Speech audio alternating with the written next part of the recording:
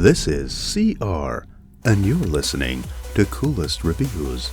Spoiler alert, tonight we will be covering the big reveal in the final episode of King of the Hill. Is Boomhauer an undercover Texas Ranger? In the final season, in the final episode, a much debated scene reveals that Boomhauer is a Texas Ranger.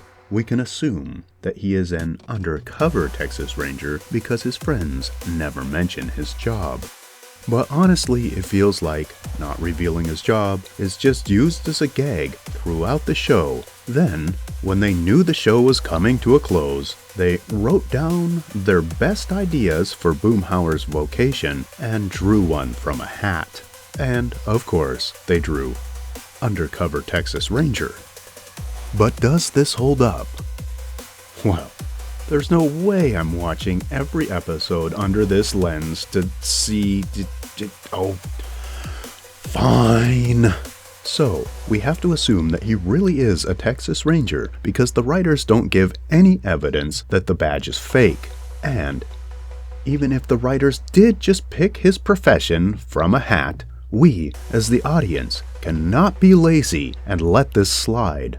We have an obligation, no, a duty to interject Boomhauer as an undercover Texas Ranger. Whether it makes sense or not, we must fill in the gaps and make it make sense. We flow through the episodes without being able to confirm or deny if he's a Texas Ranger. No real strong evidence either way. Until we get to this problematic installment. Season 4, Episode 15, Naked Ambition. Where Boomhauer ends up in a mental hospital. The doctors think he is schizophrenic. He is held against his will for 72 hours and doesn't bail himself out with his credentials. Well, that pretty much skids this investigation to a grinding halt. Or does it?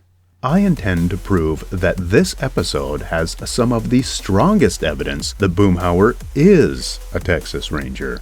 Let's give a quick summary of this episode with that in mind.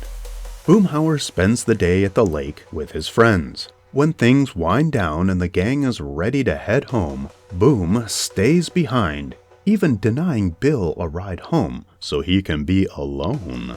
They make a point of putting this in here. He drifts down a river or irrigation ditch all night until he reaches a rundown part of Houston, where he arrives dirty, disheveled, and looking like a crazy person. He is arrested, possibly by a cop who is in on the mission, most likely because instead of taking him to jail, he takes him to the asylum. Why this elaborate scheme when they could have just admitted him to the hospital?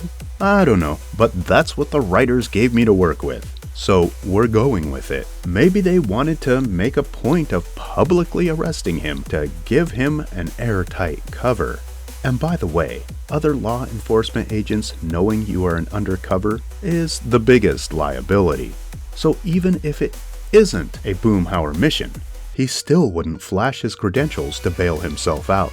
72 hours is a small price to pay to keep his cover. But why the insane asylum? You guessed it, to observe a target. But who? You also guessed it. Who is the first person he calls? Dale Gribble.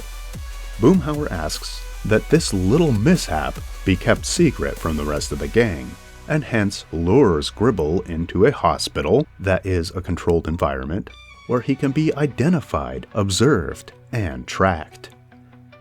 Now Dale is in a compromised position where the government can observe what he looks, sounds, and acts like, give him a psychoanalysis, and administer drugs, tracking devices, and nanobots. There is even a point where they knock him out. They could take fingerprints, retina scans, and DNA samples. And when the time comes, they release Dale back into the wild, where he can do the most damage to society.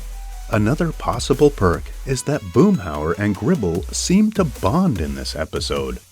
Boom conditions Gribble to do him favors, to respond to what he says, and they spend quality time together.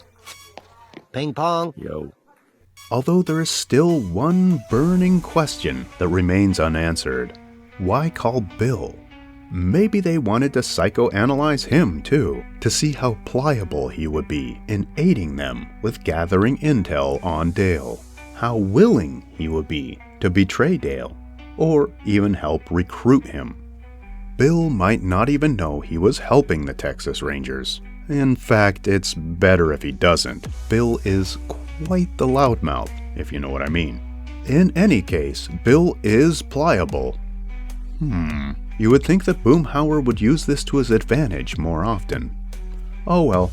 In conclusion, I think this is a rather weak episode of King of the Hill. I can barely tell which is the A plot and which is the B plot. We barely see Hank, but we do see him reveal his true feelings about Bobby. Just go change.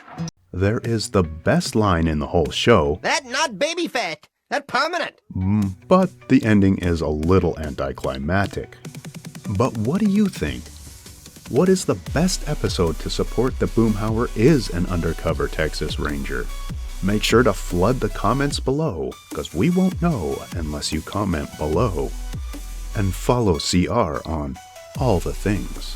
Remember to like, subscribe, and stay tuned because there's a lot more King of the Hill theories coming up.